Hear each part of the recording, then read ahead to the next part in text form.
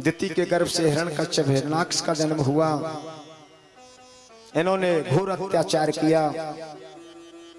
एक दिन हिरण्यकश्यप मद्राचल पर्वत की गुफा में जाकर के भगवान की तपस्या करने लगा। अंगूठे पर खड़ा होकर के तपस्या कर रहा था। उसी अंतराल में इंद्रदेव हिरण्यकश्यप की पत्नी कयादि को बलात् पकड़ करके ले गया।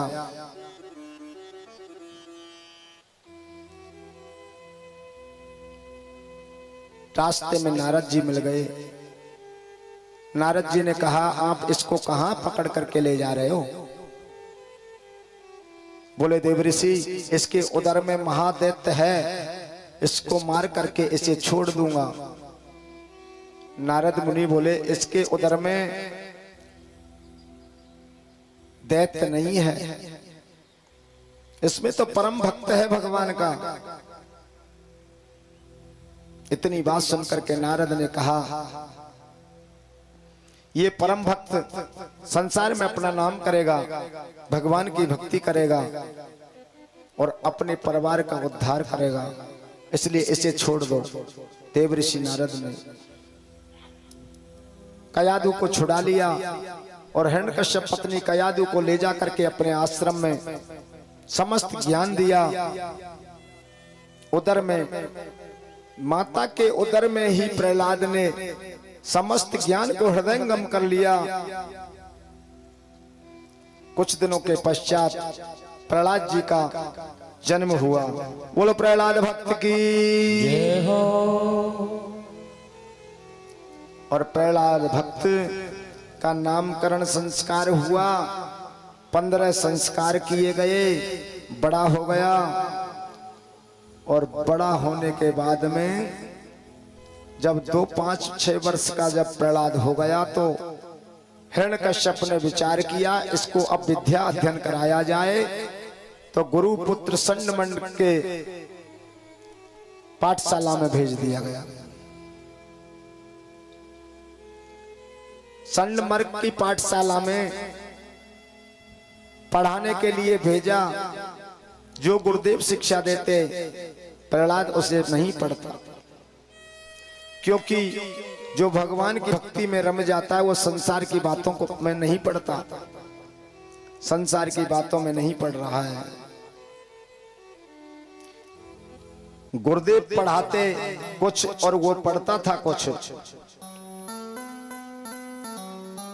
गुरुजी बोलते थे कि बालक, हम जिसको बोले तुम बोलना। प्रहलाद जी कहने लगे कि हाँ महाराज, आप पढ़ाइए, मैं जरूर बोलूंगा। गुरुदेव बोले कि बोलो का माने कृष्णा, बोलो गा माने गैया, बोले सा माने शक्ति, भा माने भक्ति। गुरुदेव कहने लगे कि हम पढ़ा रहे हैं कुछ और तुम पढ़ कुछ रहे हो। प्रहलाद से डांट करके कहा कि क्या पढ़ रहे हो ये? कि यही तो पढ़ने की वस्तु है जिसको हम पढ़ रहे हैं। भगवान हमारे ठाकुर जी गाय से प्यार करते हैं, इसलिए हम उसी को जानते हैं। भगवान भक्ति को प्यार करते हैं, इसलिए भक्ति करते हैं हम। भगवान भजन कीर्तन को अच्छा पसंद करते हैं, इसलिए हम गाना को पसंद करते हैं। सब कुछ समझाया प्रहलाद ने और संडमर्क ले जाकर के प्रहलाद भक्त को अपने पिता हिरण्यकश्यप के पास में ले गए। और हिरण्यकश्यप के पास में जाकर के बोले कि ये प्रहलाद तो कुछ पढ़ता नहीं है, कहते कुछ हैं और पढ़ता कुछ है। बोले ऐसी बात है, ये हरि का नाम लेता है, इसको दंड दिया जाए। दंड के लिए उन्होंने एक पर्वत पर भेज दिया। जल्लादों से कह दिया पर्वत से गिरा दो ऐसे। पर्वत से जैसे ही नीचे फेंका, हमारे ठाकुर जी ने उसको गोदी में ही ले लिया और प्रहलाद हंसने लगा। और हंसते हंसते फिर महलों में आ गया। हिरण्यकश्यप ने देखा कि ये तो बच गया, फिर डांट करके पाठशाला में भेजा कि अब की बार ठीक से पढ़ना।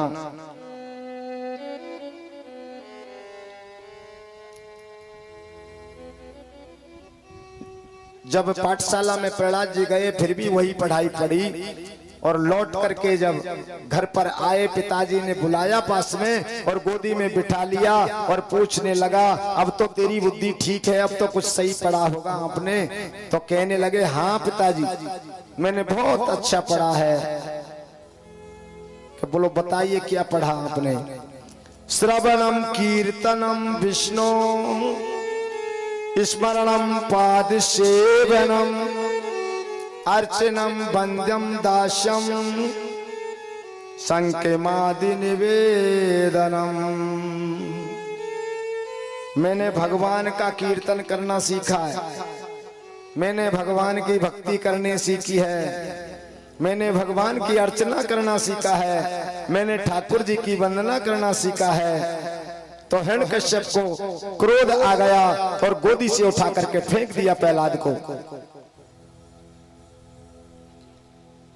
और आदेश दे दिया जल्लादों को, काले नागों को छोड़ दो और इसको काले नाग बस जाएंगे जिससे इसकी मृत्यु हो जाएगी। जल्लादों ने ले जा करके ऐसा ही किया, काले नागों को छोड़ दिया और प्रहलाद भक्त को काले नागों में हमारे ठाकुर जी की छवि दिखाई देने लगी और हाथ जोड़ करके प्रार्थना करने लगा, वासुदेवम ऋषिकेशम वामनम जलसायनम जनार्दनम हरि कृष्णम श्रीवक्षम गरुड़ध्वजम। हे गोविंद भगवान, मैं आपको हृदय से नमन करता हूँ, प्रणाम करता हूँ, आपको साष्टांग मेरा वंदन है। और फिर प्रहलाद जी आ गए हिरण्यकश्यप के पास उसी महल में। उन्होंने देखा कि ये बच गया, फिर धमकाया, फिर पूछा कि अब की बार सुधर जाएगा? तो कहने लगा प्रहलाद, अरे पिताजी मैं तो सुधराया हूं, बिगड़े तो आप हैं कि हमारे सामने इतना बोलता है कि पिताजी बोल नहीं रहा, मैं आपको समझा रहा हूं। तो हिरण्यकश्यप ने उसको धमकी दे करके फिर से पाठशाला भेज दिया। पाठशाला जाने लगा और रास्ते में हरि का नाम लेता हुआ हृदय में चला जा रहा है। श्री विष्णु श्रवणे परीक्षितम भयम भयाशक्ति कीर्तने प्रहलाद स्मरणे तद्धिग्र भजने लक्ष्मी प्रथु पूजने अक्रूरस्तम बंधने कपिपतिर्दास्य ये अतिशंके अर्जुना अर्वताम निवेदने बदलिम कृष्णानपि तुसीसरा। और रास्ते में चलने लगा। रास्ते में चलते चलते उनको एक कुमारी नजर आई, रास्ते में बैठी है। और वहां पर सामने जब देखा तो कुम्हार का एक हवा जल रहा है।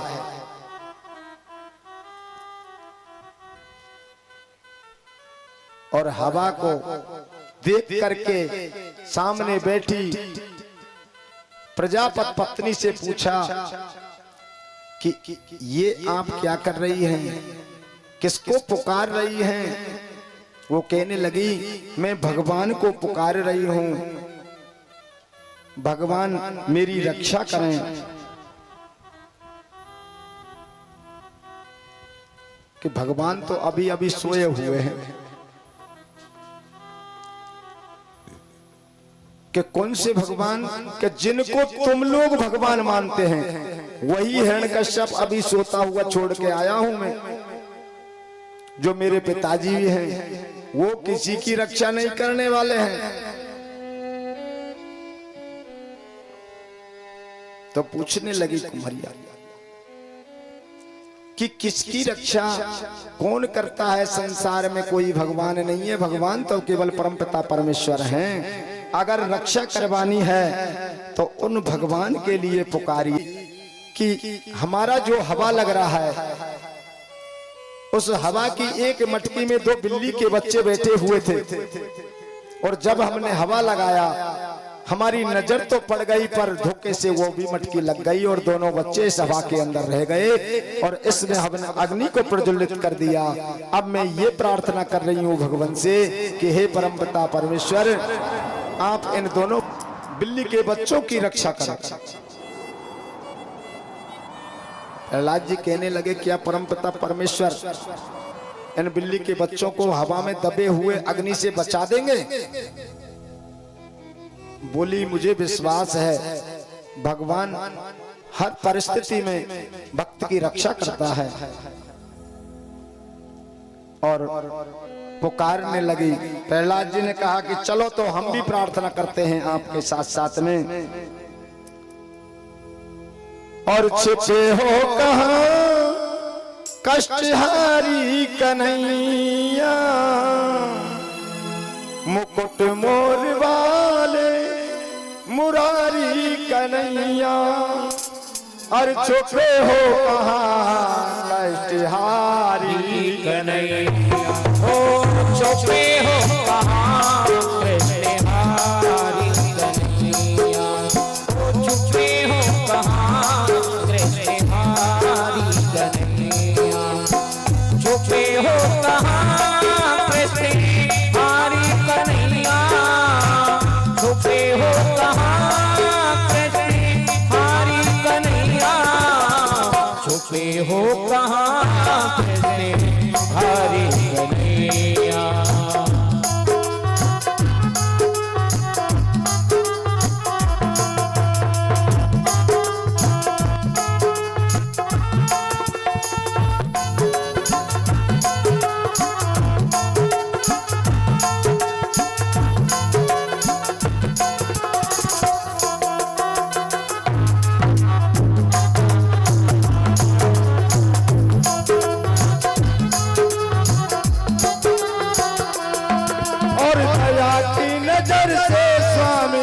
नैया किनारे लगा दो, दया की नजर से स्वामी नैया किनारे लगा दो, दया की नजर से नैया किनारे लगा दो, दया की नजर से नैया किनारे लगा दो।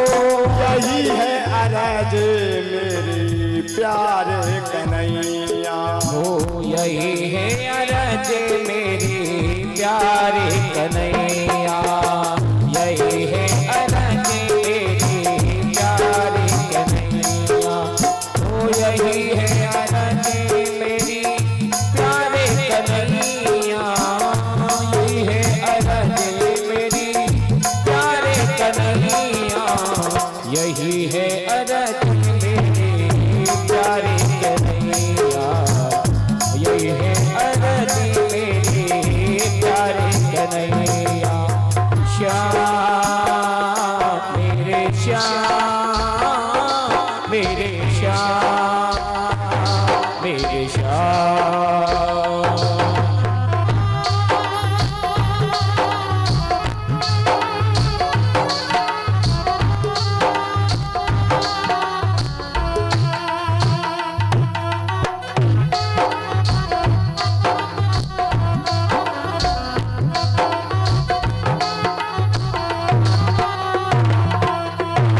लगा दो ये नैया स्वामी किनारे कन्हैया,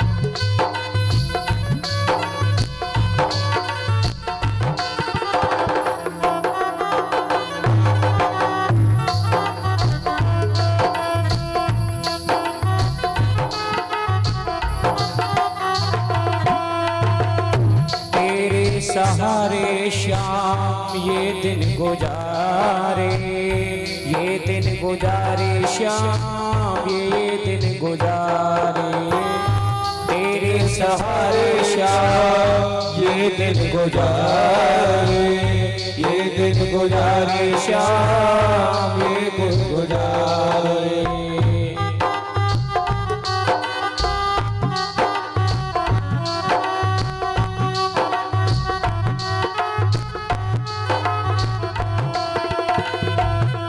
मेरी बिगड़ी बनाने आजा, मुझे अपना बनाने आजा, मेरी बिगड़ी बनाने आजा, मुझे अपना बनाने आजा, मेरी लाज बचाने आजा, मेरी लाज बचाने आजा, काना रे काना आजा अब तो आजा, काना रे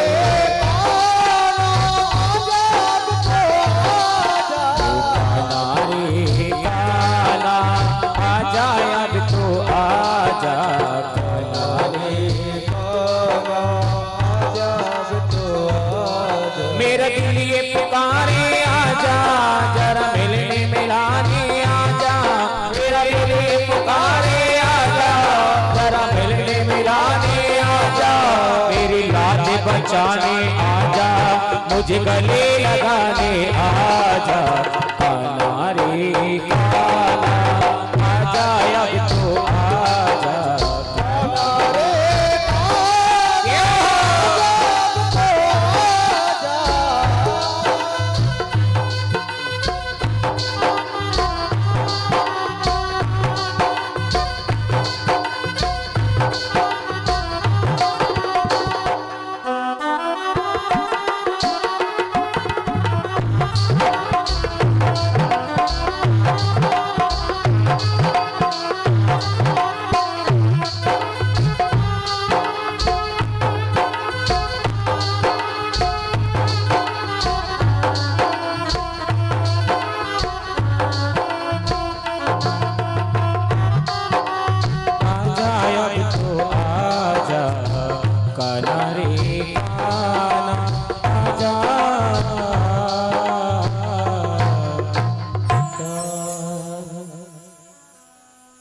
और देखिए सुखदेव जी महाराज बोले, हे राजन,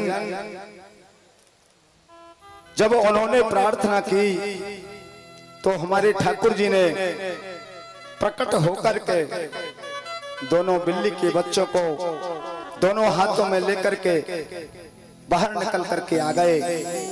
सामने प्रहलाद भक्त की और उस अबला की जैसे नजर पड़ी तो ठाकुर जी बिल्ली के बच्चों को लेकर के आ रहे हैं। प्रहलाद भक्त और प्रजापति पत्नी दोनों प्रसन्न हो गए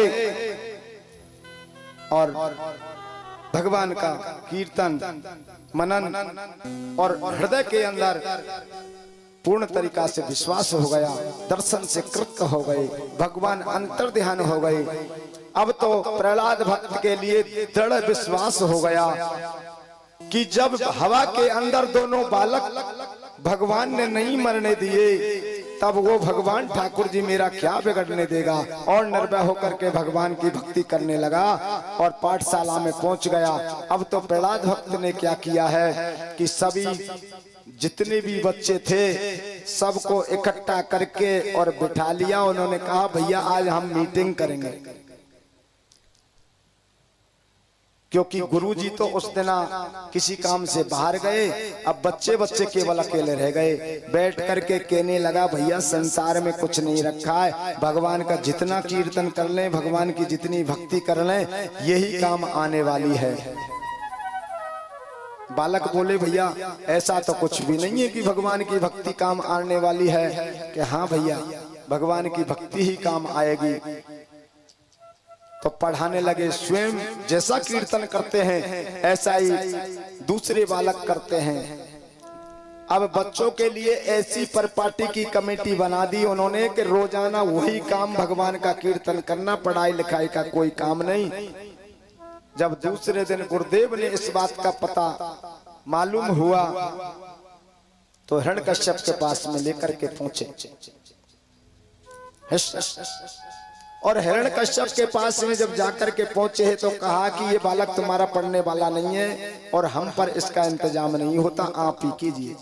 तो जल्लादों को बुला लिया और कह दिया कि जंगल में ले जाकर के इसको तलवारों के द्वारा छोटे छोटे टुकड़े बना दो और ले जाइए। जल्लाद ले जाकर के जंगल में पहुंचे हैं और प्रहलाद भक्त पर जैसे ही वार किए हैं मेरे ठाकुर जी प्रकट हो गए और ठाकुर जी ने प्रहलाद भक्त की रक्षा की और दुष्टों का संहार किया। भगवान की जय जयकार हुई। लौट करके फिर आ गए। हिरण्यकश्यप ने देखा ये दुष्ट तो मरने वाला है नहीं, इसको काल कोठरी में बंद करवा दिया जाए। और काल कोठरी में भगवान प्रहलाद ने काफी प्रार्थना की। प्रहलाद की मां कयाधु ने भी प्रार्थना की कि ये बालक है और बंद कोठरी में बड़ा परेशान होगा, इसलिए इसे छोड़ दो। लेकिन छोड़ ही नहीं पाया। उन्होंने कहा कि ले जाइए इसको तुरंत और काल कोठरी में बंद कर दिया। भूख प्यास लगने लगी और मेरे ठाकुर जी प्रत्येक दिन बढ़िया बढ़िया भोजन लेकर के प्रहलाद को उसी कोठरी में आते थे। 7वें दिन जब कोठरी से बाहर निकाला गया तब मां कयाधु पूछने लगी, बेटा तुझे बड़ी भूख लग रही होगी, तुझको 7 दिन हो गए।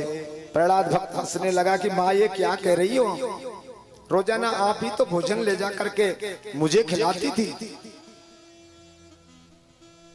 कयाधु सोचने लगी मैं तो किसी दिन भोजन नहीं ले गई, ये निश्चित ही ठाकुर जी लेकर के आते थे मेरा रूप धारण करके। गले से लगा लिया प्रहलाद को और प्रहलाद को उन्हें राजमहलों में ले आई। हिरण्यकश्यप को मालूम पड़ा तो उन्होंने कहा ये दुष्ट किसी भी चीज से नहीं मरता है, अब एक ही उपाय रह गया है, केवल मेरी बहन है जिसका नाम होलिका है, होलिका को बुलवाया जाए और होलिका के पास में शीतल चीर है और शीतल चीर को होलिका के लिए उड़ा करके अग्नि में बिठा दो और उसकी गोद में प्रहलाद को दे दो, जल करके भस्म हो जाएगा और होलिका बच जाएगी। ऐसा ही किया, होलिका को बुलवा लिया गया और होलिका की गोद में प्रहलाद भक्त को दे दिया गया। चिता बना करके अग्नि लगा दी, अग्नि जलने लगी और मेरे ठाकुर जी ने क्या किया, सूक्ष्म रूप धारण करके उस अग्नि में प्रवेश कर गए और शीतल चीर को होलिका के शरीर से खींच करके प्रहलाद के ऊपर लगा दिया और अग्नि प्रज्वलित तो हो गई और जितना भी ईंधन था सबकी राख बन गई और होलिका के कहीं अते पते नहीं चले। होलिका जल करके भस्म हो गई, केवल प्रहलाद भक्त बच गए। और प्रहलाद भक्त जब बच गए और बालक की आदत होती है उसमें से खड़े हुए, वह भस्मी में बिल्कुल सफेद भक्त हो गए, भस्मी शरीर पर लग गई और जो भस्मी होलिका की बनी और अग्नि की बनी उसको लेकर के उड़ाने लगे और खेलने लगे। इसीलिए उसी दिन से जिस दिन प्रहलाद को बिठा करके अग्नि लगाई वो होलिका, और दूसरे दिन जो मनाई जाती है जिसको छारंडी बोलते हैं, धूलेंडी, क्योंकि बच्चे ना बड़े सब धूल को उड़ाते हैं, क्योंकि होलिका की प्रहलाद भक्त ने वो भस्मी उड़ाई थी। वही परंपरा आज भी चल रही है, क्योंकि ब्रज वृंदावन में बरसाने में पूरी ब्रज भूमि में हमारे ठाकुर जी ने जब अवतार लिया तब इन्होंने सभी ब्रज में जाकर के होली को धूमधाम से मनाया था और आज भी धूमधाम से मनती है। और होलिका हमारा प्रमुख त्योहार भी है। हिंदू धर्म के दो ही मुख्य त्योहार माने जाते हैं, दीपावली और होली। हमारे ठाकुर जी जब ब्रज आने में जब जाते थे तो बरसाने में, ब्रज में, वृंदावन में, नंदगाम, बरसाने जहां भी होली खेला करते थे भगवान, तो गोपी भी एकत्रित हो जाती थी और भगवान से बढ़िया खूब धूमधाम से होली खेला करती थी। एक दिन भगवान जब बरसाने में गए और गोपियों को मालूम पड़ गया, तो गोपी कहने लगी कि कृष्ण कन्हैया हमारे यहाँ होली खेलने के लिए आते हैं और होली खेलने ये आए हैं, इसलिए इनको आज पकड़ करके इनकी हालत खराब कर दो। और गोपी कहने लगी जय हो, अरे होली खेलने आयो श्याम, आज आए रंग में घोरोरी, होली खेलने आयो श्याम, आज आए रंग में घोरोरी।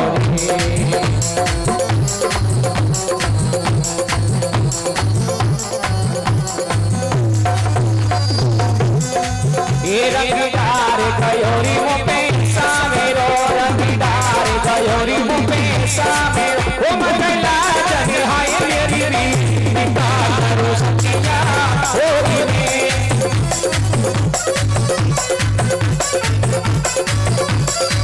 ये रंगदार कयोरी मुपे सामेरो, रंगदार कयोरी मुपे सामेरो, ओ मंगला जग हाय मेरी री, निकाल करो सखिया होली में। ये रंगदार कयोरी मुपे निकाल करो सखिया होली में।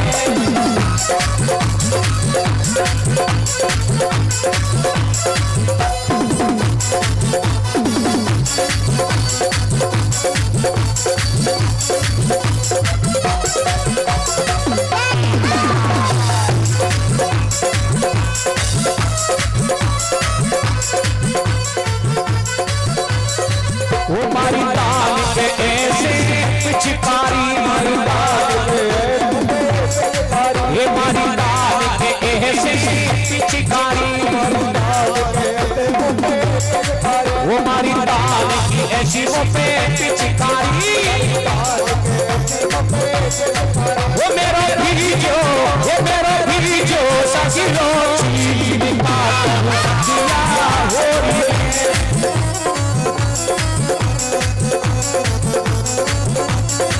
ये रंगदार कयोरी मुपे सामेरो, ये रंगदार कयोरी मुपे सामेरो, वो मंगला जगे हाय मेरी री, निकाल सजनी होली में। ये होलिया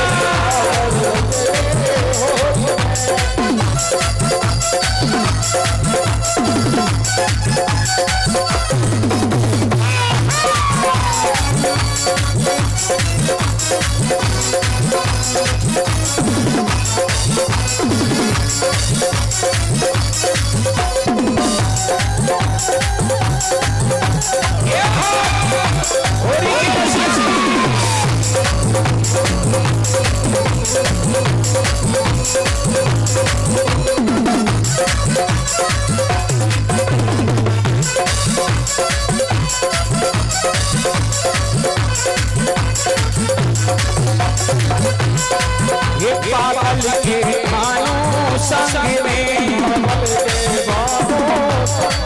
ये पागल के भानु संग में, होली ना भई है यमुना की, सजनी होली में।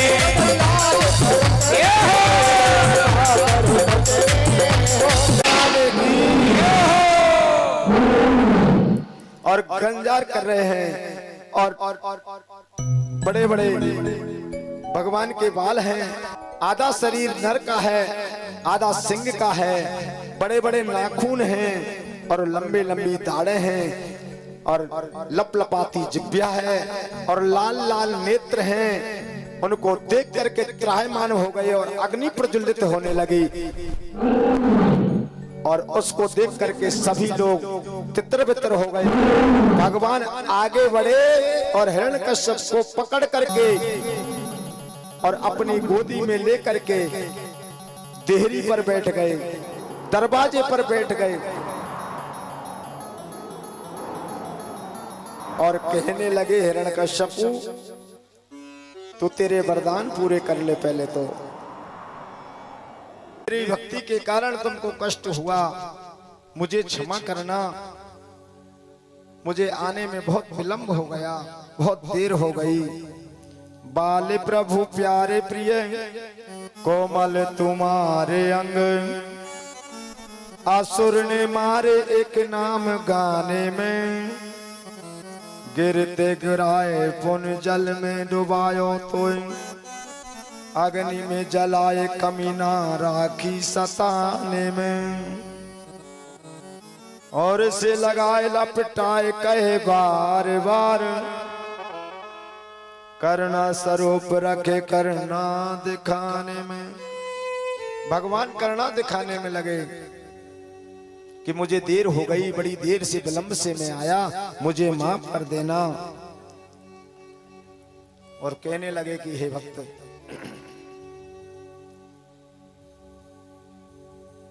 आप क्या इच्छा है तुम्हारी, अब क्या मांगना चाहते हैं आप मांग लीजिए। तो प्रहलाद भक्त कहने लगे कि प्रभु मुझे कुछ इच्छा नहीं, सखा तब इच्छा नहीं, मोर दरो से अमोघ जग माही। प्रभु मुझे केवल तुम्हारे दर्शन पुण्यम कुशलेन पापम कलेवरम काज जले बहित्या, कीर्ति विशुद्ध सुरलोक गीता विताय मामे स्वयं मुक्तम। भगवान कहते हैं मैं तुम्हें लंबे समय तक राज करने का वरदान देता हूं, अंत में मुक्ति को प्राप्त हो गई। सुखदेव जी महाराज कहते हैं भगवान नरसिंह ने प्रहलाद भक्त के लिए भगवान ने सब कुछ दिया है। देने के पश्चात में भगवान अंतर ध्यान हो गए और प्रहलाद भक्त अपना राज में पहुंचे हैं और हिरण्यकश्यप का दैहिक संस्कार किया है विधि विधान पूर्वक। पूरी प्रजा ने और सिंहासन पर बिठाया है, राजा घोषित कर दिया, धर्म पूर्वक राज्य चलाने लगे।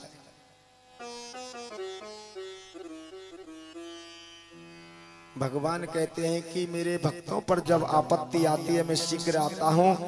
ये मे भक्त जना पार्थ न मे भक्ताश्च ते जना, मद भक्त नाश्च ते भक्ताश्च ते भक्त तमामता। मेरे भक्त का जब कोई अपराध करता है तो मैं एक पल भी विलंब नहीं करता और आकर के शीघ्र उसको दंड देता हूं।